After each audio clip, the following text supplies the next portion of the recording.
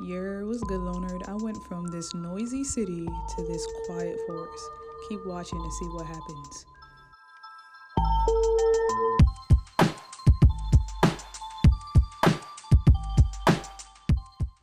Alright, welcome. If you're new here, we are a lifestyle brand that is focused on creative problem solving for the psyche, for the people, and the planet, because all of them are connected to us.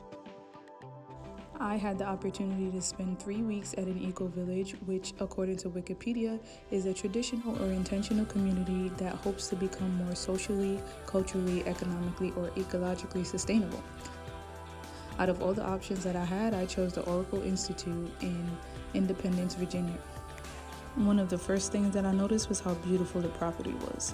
Nature has its own way with words, so you don't really need to say much, which is why I spent the first week just chilling. I did feel kind of guilty about not being able to give back more.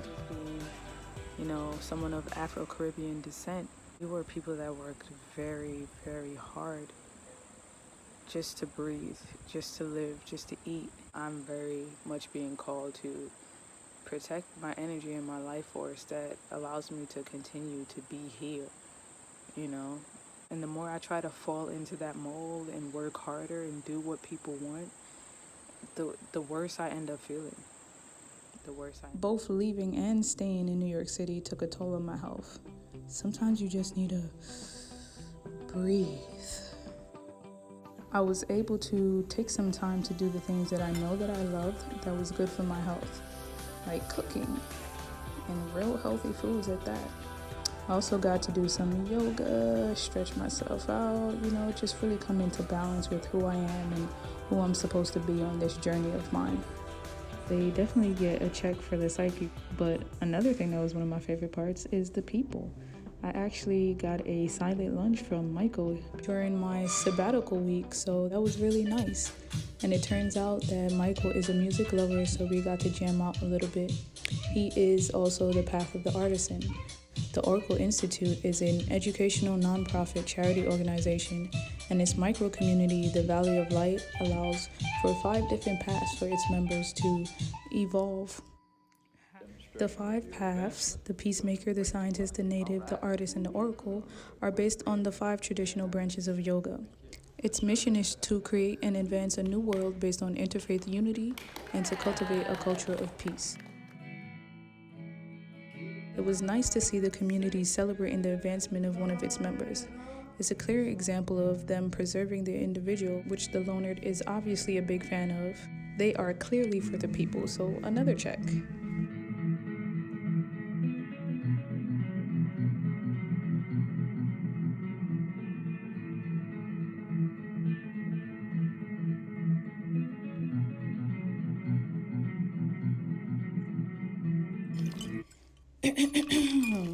You already know what time it is. I know you thirsty because I am, so please go ahead and pause this video right quick and get you some water. 16 ounces, 32 ounces, whatever, the clock has started. Today's video is brought to you by our sponsor, Next GENNA.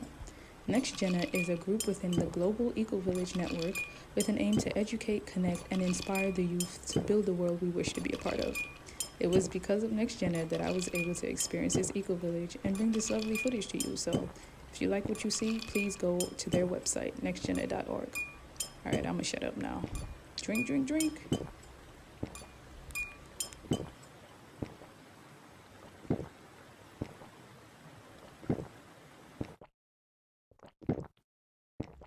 All right. Welcome back. In this part of the video, I'm going to share what I learned, loved, and did not expect about this experience.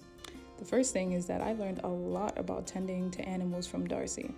This was more than just your average visit to the zoo or cat sitting for your neighbor. I got an in-depth view on both the responsibilities and the joys that come with taking care of other life, as well as how it all fits together to make the eco-village flourish. Seeing that bees are one of my spirit animals, I especially loved beekeeping. Kind of like what you have here, and then canvas like this material here. This is a European hornet, and this is a yellow jacket. And the yellow jackets are about the size of honeybees, so you can see the difference. These guys eat those guys. Wow. Yeah, they're huge. Of course, I was very alert and hyper-vigilant because there's tens of thousands of bees. You could get stung. but at least the jackets were fly, so it was worth the risk. Another important thing I learned was how they handle their recycling. Not like New York City, where you have garbage men twice a week. Takes cardboard, newspaper, metal cans, and 1 and 2 only plastic. No glass, and it'll take magazines. Having to do more work shows me that they are clearly for the planet because they have more personal responsibility. I found it very hard to choose from the 5 paths since I have experience and a love for all of them, but my artistry was the best thing I could offer. So I set out to paint a mural inside of this kiva, blessed and consecrated by the Kogi people of Colombia.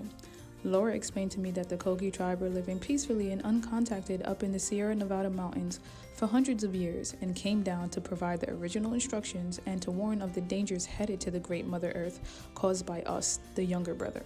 They visited the new river at the Oracle Institute, which is rumored to be the oldest river in the Western Hemisphere. How cool is that?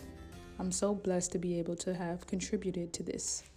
But now it's time for me to get into some of the things I didn't expect, like how dark it was. I got back from painting not too long ago, and it is dark as hell. I'm a little scared, but I gotta go and get like one of their black peppers and a tomato that they have at the garden. Wish me luck. It is dark as... Living in the middle of the deep dark woods and not locking doors, yeah, all of that was new to me. This was just one example of how this was way different from New York. Speaking of, I was kind of missing that cultural, even indigenous presence that I hope to find here.